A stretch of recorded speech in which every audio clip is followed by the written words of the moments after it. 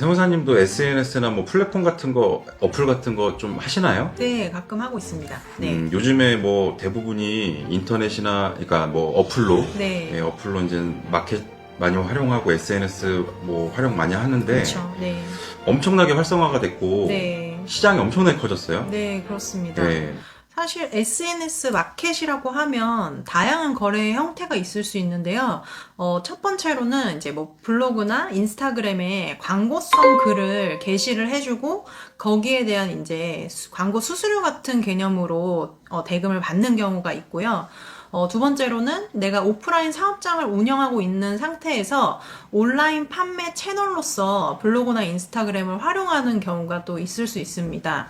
그리고 혹은 세 번째로는 내가 사업장이 뭐 오프라인 사업장이 있는 상태는 아니지만 이 SNS 마켓을 이용해서 실제 뭐 판매를 한다든지 아니면은 혹은 뭐 해외 구매 대행을 하는 그런 경우가 있는 거죠. 이렇게 좀 여러 가지 거래 형태가 사실 존재하고 있습니다.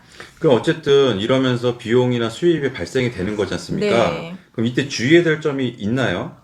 사실 아까 이렇게 말씀드린 여러 가지 거래 형태 중에서 본인이 오프라인 사업장을 운영하고 있는 상태에서 온라인 판매 채널로서 활용하는 경우를 제외한다면 나머지 아까 광고성 글을 게시하고 여기에 대한 수수료를 받는다든지 아니면 뭐 해외 구매 대행이라든지 그런 경우에는 사실 이런 부분들이 일시적으로 일어나는 게 아니라 계속적으로 반복적으로 일어나는 경우에는 이제 사업성이 있다고 보는 거기 때문에 중요한 부분이 사업자 등록을 우선 하시는 게 가장 중요한 부분입니다. 왜냐면 이렇게 이제 계속적으로 발생되는 상황에서 사업자 등록을 하지 않은 상태로 이루어지다 보면 이게 수년간 쌓여져 온 상황에서 세금 탈루에 대해서 세무조사로까지 연결이 될 수가 있는 상황인데 그러면은 사업자 등록을 하지 않은 것에 대한 가산세도 이제 해당이 되게 되시는 거고 그런 부분에 있어서 우선적으로는 이제 사업자 등록을 하시는 게 중요한 부분이라고 보여집니다.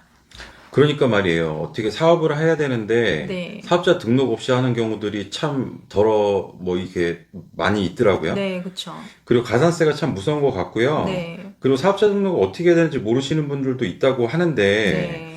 몰랐다고 해서 이제 가산세가 면제가 되는 걸까요? 그렇진 않죠. 몰랐다고 하더라도 가산세가 부과되는 거는 동일합니다. 아무래도 사업자 등록을 하지 않은 채 이런 행위가 이루어졌다면 당연히 이제 세금 신고는 안 됐을 거고요. 그리고 또 중요한 게 당연히 현금 영수증 발급도 안 되셨을 거예요.